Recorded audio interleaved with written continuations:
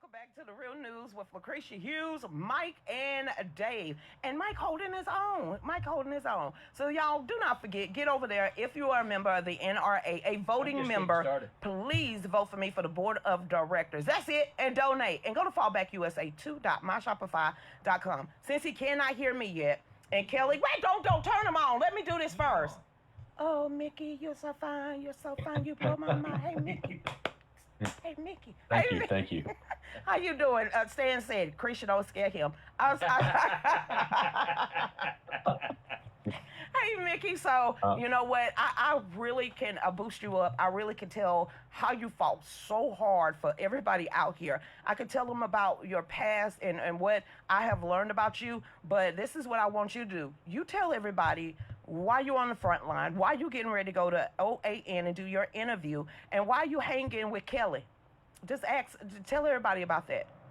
Yeah, absolutely. First of all, thank you for having me on. Just a quick disclaimer, these views are of my own and not any employer. But, just looking forward to getting the message out. I've seen Trump's executive order come out, which I've been fighting so hard for ever since the COVID mandate came out.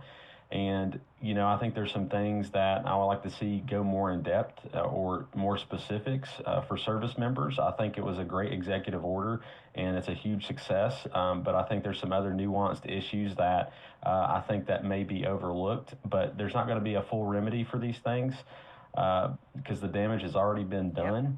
But I do think, however, we can put a fine-tooth comb through it and start looking at some of these other issues that service members are still facing. Now, what he's talking about, everybody, we all remember when our servicemen and women was being kicked out of the military because they refused the clot shot or the jibbity jab. Well, he went head-to-head to stand up for his rights. So we know that President Donald Trump has signed an executive order to bring back the military men and women that refused to take the jab and repay them their back pay, give them their rank and file back and their service papers back. That's a great start. But I feel like, me personally, I won't be satisfied until Fauci is called to the carpet. To everyone that took away the Constitution of the United States and forgot what they took that oath of office for and not standing up for the military, I think I want all these people to be called to the carpet. And like you said, you're only talking in your point of view and how you feel, but you went through hell. And that's not right for what they did to you and the hoops they made you jump through, the sleepless nights, everything else, second guessing. Go get your money. How can you help other people? And plus, tell people how you felt during that dang on time. I can imagine, but tell everybody what you had to go through. So, I had been in since 2011 when I first joined the infantry, and then I eventually got my commission, and I wanted to serve my country for as long as I can. I love serving my country and my community, and right after I got back from a deployment in 2019, that's when the COVID outbreak had happened there in the beginning of 2020. And right when President Biden had got in, we heard rumors that there was going to be a COVID vaccine mandate, and we still was unsure of COVID, and we were hearing conflicting things from both sides on the news. And so I started to see the military really became politically divided. You've seen two sides of it. And, the mandate ended up coming out for active service members, active duty. And then eventually the following year, towards June timeframe, it happened for National Guard. And at that point, through other DEI classes and also, the extremism policy that came out and the stand down we had to do after January 6th, enough was enough for me, because after the COVID mandate had came out, you had individuals who could no longer attend drill. They would not get paid. They would not get their benefits or health insurance because they were flagged. And for some of these people, it could have been like a single mother who maybe counted on that paycheck for that month to offset her rent or mortgage or put food on the table and even afford gas to get to work. And it was really expensive times, under Biden's administration with inflation. So I started to see a lot of my soldiers have issues personally. I heard first, second, and third-hand accounts of soldiers having heart attacks, memory loss, shortness of breath, blood clots. And so enough was enough. And I decided that I wanted to reach out to my chain of command. That didn't help. I reached out to the governor's office. That didn't help either. They kind of shoved me off. So I did the only thing I knew how, and that was to take it to the news. And once I started getting out in the news, then the governor and myself was going back and forth on the radio, but he would never sit down and have a meeting with me and the other officers and enlisted members that wanted to talk about this issue and how it was affecting us. Because not only did it affect us, it affects the rest of the country. Yes, it being is. a force that focuses on being lethal and training for disasters that may come up or any type of warfare. But if our transcends that, you got to look at recruitment and retention. And we have China and Russia and Iran and other bad actors that's on our doorstep right now on the international stage that we need to be focused on right now. But, he did a patriot purge, Biden did, of our military force. So it really hindered us. So after going on the news and nothing really happened from there, I did the only other thing I knew how to do, maybe national news. So I started going on a lot of news channels, and still I felt like it was falling on deaf ears. But I had a lot of people calling me from every other state, from each corner of the country, even full bird colonels asking me what we should do about this issue. And I was doing everything I could. So then I started, which I was unemployed at the time. I'd actually resigned from a nonprofit and wanted to go on orders for the Tennessee Guard, the National Guard, to help at the hospitals for COVID. But in that transition, they said I had to get the shot or they couldn't hire me. So I was unemployed for a while. Wow. And so on my own dime, I traveled all the way to New York to a Clay Clark event and tried to get on as many podcasts as I could to get the message out. And then I traveled down to Bedminster, where I spoke with Trump at a private dinner. And after asking him, hey, I told him the situation. We have service members that are getting hurt and affected by this. What's your thoughts? Do you have anything planned for this? And he said, we're going to give them full back pay. We're going to reinstate them and give them full benefits. So promises made, promises kept. And, through that whole thing, that was at the highest level possible that I could preach this message. So the only other thing I need to do after speaking with Trump is I went back to Tennessee. I'd spoke with Senator Marsha Blackburn, who actually, through the NDAA vote, the National Defense Authorization Act, in December of 2022, she had got the mandate repealed. And that's a conversation that I had with her staff, and that helped her, I would assume, determine that. And it put it on the national stage, and it put it, on the topic of everybody's minds. So I don't want to say I was the first person to bring that up, but I do think we really spearheaded a lot of that coming out of Tennessee. So I'm thankful that I could do that for other service members. And I don't think the fight is over in that regard. I think a lot of people still needs to be held accountable to what has happened to them, because even in the executive order, it talks about active and reserve components, all military members, but does that also include the National Guard? Who pays the National Guard? Do the states pay the National Guard? So there's three things. There's state active duty orders, which is the governor's in control and it's paid by the state. There's Title 32. The National Guard is paid federally, but the governor is in control. And then there's Title 10 when we are federalized, where we're under the control of the president and paid federally.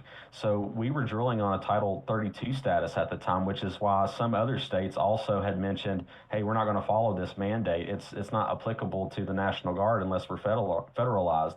So that was the argument I had, and the debate. I would go back and forth on the radio with the governor. I would go on, he would go on, I would go on, he would go on, but he would never mention my name or have a meeting. Now, he did come out, and which I'm thankful for, and sign on with 20 other governors to end that mandate. Okay. And with the religious and medical exemptions, the religious exemptions, they set up a National Guard Bureau, and I'm not even sure about active duty, but they never approved any of those. So it was like we were guilty until proven innocent.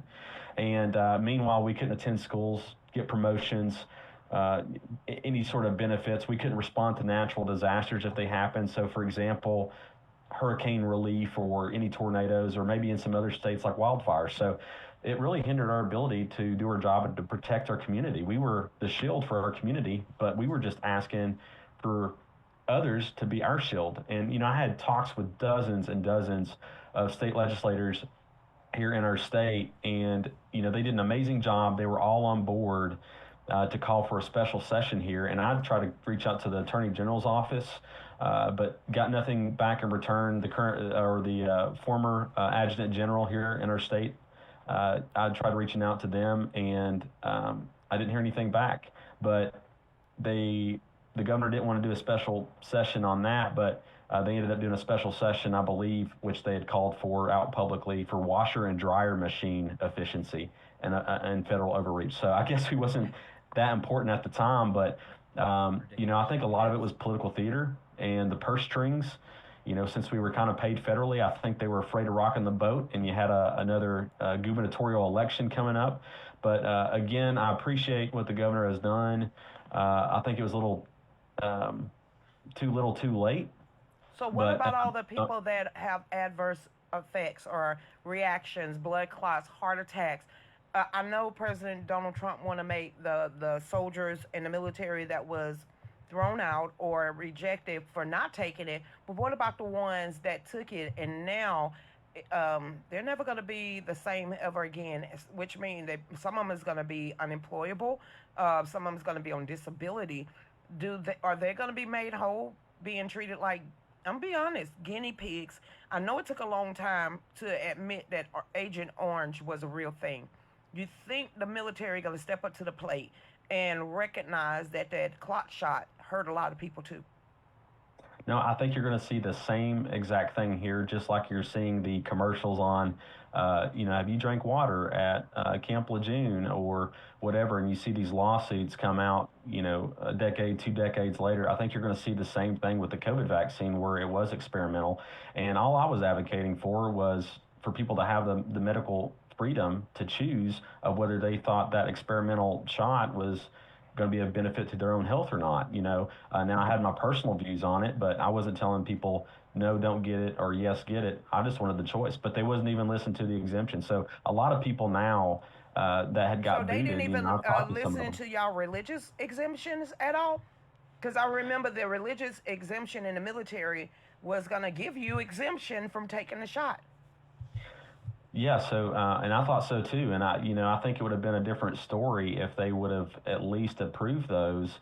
But for National Guard in specific, it set up there at the National Guard Bureau, and the governor had said, "Hey, we had requested that this be taken care of, and for the mandate to end." But that was just I don't know what you call it, this political speaker just throwing it out there, passing the buck to somebody else, saying, "Hey, wipe my hands clean of it. I did my job." But no, we for months and months and months we were treated guilty until proven innocent. We couldn't do anything. I got passed up for company command twice, which I'm now a company commander. But it's not just about me. It's about all the other soldiers. Some still affected. I had one soldier call me. I went to basic with, and he called me. I haven't spoke to him in years, but he's seen my news interviews, and he said, "I need help." I took the shot because I was forced to, and a couple of days later, I had a heart attack, and he went back to him and said, it's because of the vaccine. And they said, "Well, no, you must have had a pre-existing condition." And he said, "Well, you've seen all my medical records. We do this every year. You give us a checkup. You said I'm perfectly healthy." So you get conflicting information like that, and no doctor wanted to admit it or put it on anything because they were afraid to lose their license. Wow. or get pulled or get fired. Even in the military, it's like the Joint Chief of Staffs.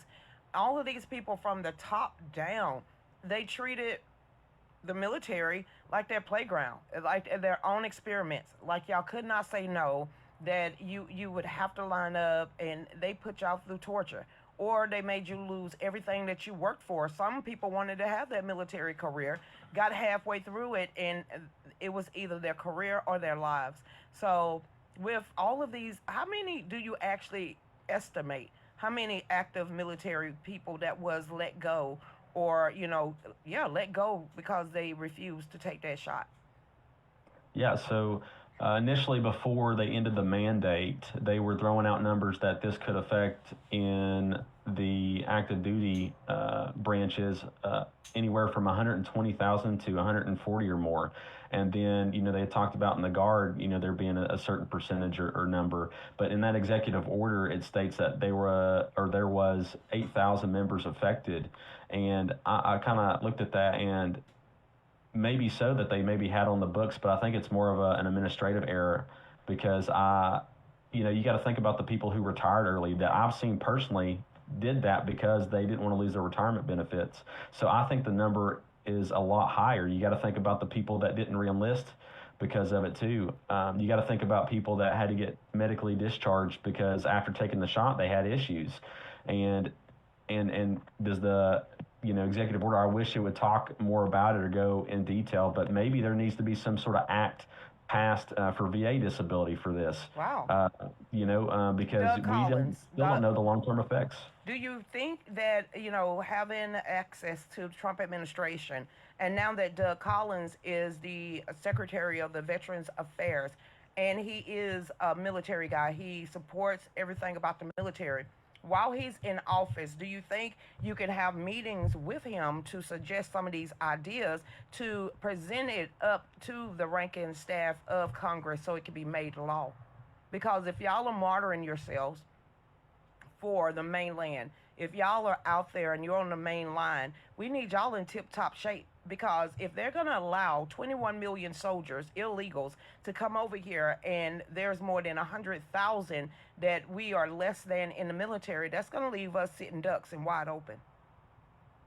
No, absolutely. I would love to sit down with anybody that wants to listen and at least get that conversation started and sit down and look at all the avenues, and maybe even some other service members who has been affected and hear it from their viewpoint. I think, getting it from the source, that's what we need to start listening to. And I think there needs to be a study. If Congress or a committee needs to be created to where there is a study and they look into these things more in depth, so that way we can determine what actions we need to take moving forward for how it's affected us. And I don't think we know the full scope of how it's truly affected our military force because, again, the reason why that's so important is because it's the readiness of our force. And with China, you hear talks and rumors of them wanting to invade Taiwan by 2027. So if you have issues like that and how heated Russia and Ukraine is, and with the missiles that Biden sent over there that they used, it really heated up tension. So who knows what could happen Well, at any Ukraine, moment. Zelensky just demanded nuclear warheads.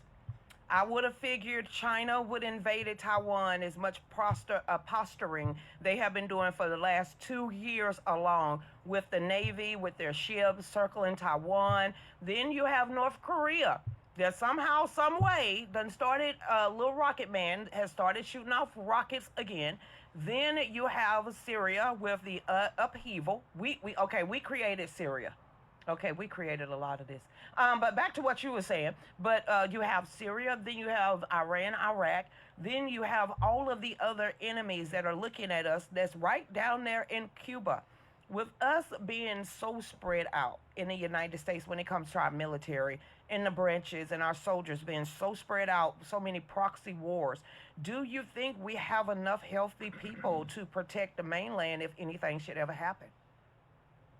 So I know during Biden's administration, and I don't know if it's an issue now still, I would assume so, but some of the younger generations, they're not even meeting the standards to be able to enter into the service. So on top of the Patriot Purge that happened during the COVID-19 vaccine mandate, that also ousted a lot of people. So you couple that with, DEI commercials that are very woke. And you don't get people when majority of your recruits come from southern states that are inclined to join. But now after President Trump had won the election, you've already seen about 35,000 new recruits. Wow. And they expect it to be that by the end of February. So I think that just goes to show you that leadership matters and that he's doing a great job in putting our country right back on track. And along with Pete Hegseth wanting to end those programs. So do I think we have enough now? I don't think there's really any way to tell. I could assume.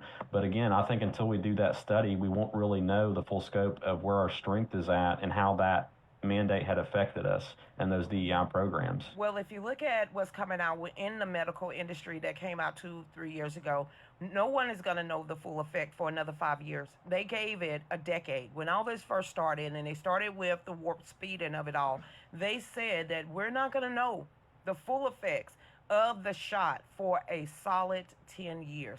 So we're halfway there. and people are still getting sick. You have morticians still finding blood clots and clots that are thick as my finger. Somebody need to make account for everything that happened, and we need to have a law so we stop using our military men and women like guinea pigs. Y'all have been tested on more than black folks. The military, y'all been tested on Camp Lejeune. You've been tested on Agent Orange, nerve gas, everything. What is the poppy fields and the burning of the tires and the burn pits? They test on y'all more than. How is that legal when y'all need to be mean fighting machines, and there's a whole bunch of y'all just sick because they line you up like sheep and experiment on you, and you can't say no without being thrown out. I think that's a very good point. Using us as guinea pigs and not having the say so in what goes into our bodies, especially if it's experimental. I can remember in basic training, they told us to sit down and here's 2 pills. It's experimental. Can't tell you what it is. Maybe some was placebos. I don't know, but take this. It's for respiratory, and this was in 2012. So you just never know sometimes. And I was never against any vaccines at the time. I lined up and they gave me shots on both sides, and it was like a conveyor belt. And I never questioned that. Give me anything that you guys think I need. But after COVID, I really started to do some research into those things, in specific the COVID vaccine. And you think to yourself, what am I really putting in my body, and how is it affecting me? Or is that the reason I have issues now? So yeah, when it comes to medical freedom, I think that maybe law should be changed there if it's an experimental drug, or should be looked at, and we should have a different plan for that moving forward. Because honestly, people say that military doesn't have rights. You sign the dotted line. You're the government's property now, but that's not true. We still have rights. That's really misguided. And when people say that, we do have rights. It's just to a certain extent, especially when we're serving. Now, National Guard. Unless you're deployed or something, that should be heavily debated, of whether you get or whether we should have got the shot or not. And I think, like I said, 4 or 5 other states tried doing that, and I tried to get our governor to sign on with them during that time, but it wasn't until later when he did that. Is it like a main directive, or is it in the paperwork? Is it in the pamphlets when you sign up that you just lose all of your human rights? Because I don't know. I just passed my ASVAB. I caught the flu. I went no further. Okay, this is about as far as I went. But majority of a lot of people in my family have served, and even when it comes to my dads, all my dads, my son, my brother, my sisters, all of them, y'all still have rights. You're still human beings, and you're still American citizens. You're just soldiers for the army. Soldier for the United States. And I don't think because you sign the dotted line to stand up for our nation that you should be given something that they don't even know about, and that is an experiment. If you want to experiment on somebody, do it on the prisoners. I don't think y'all can do that no more. Can you still waterboard? I don't want to speak to that. Oh, okay. I think it's illegal.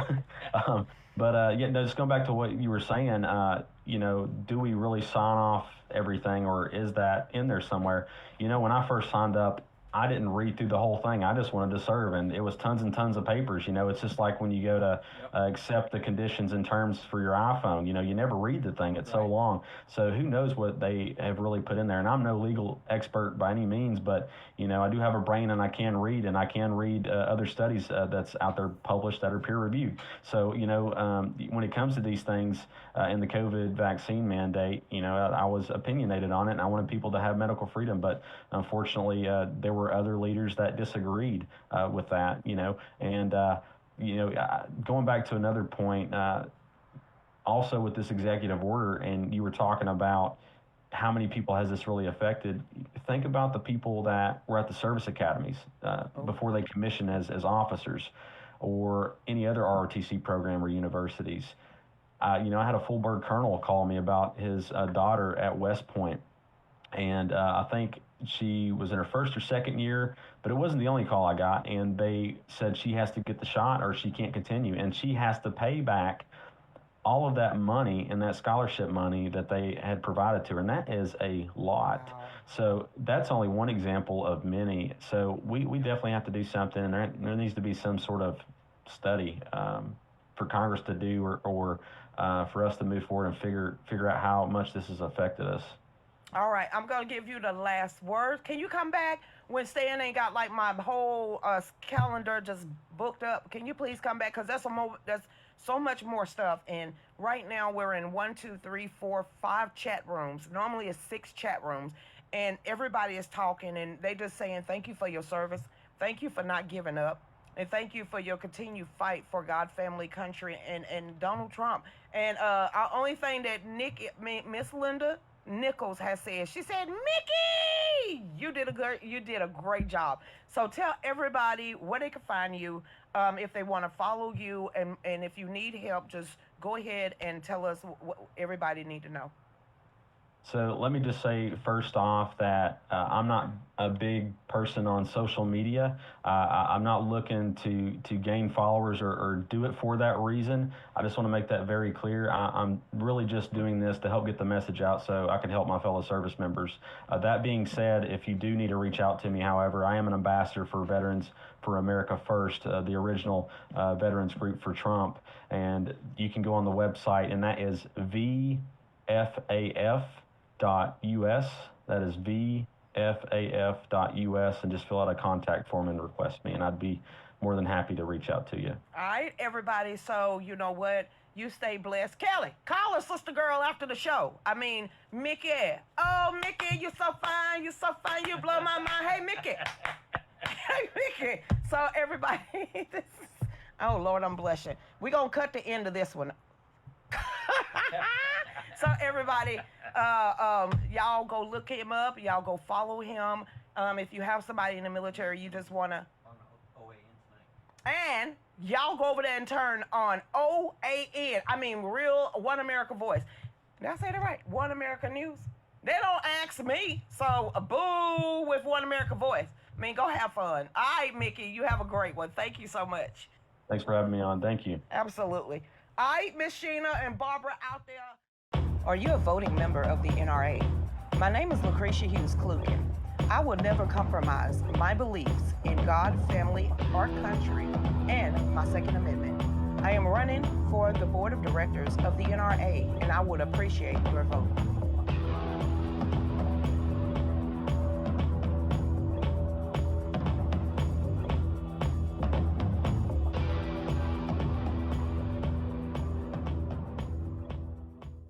Are you a voting member of the NRA? My name is Lucretia Hughes Klukin.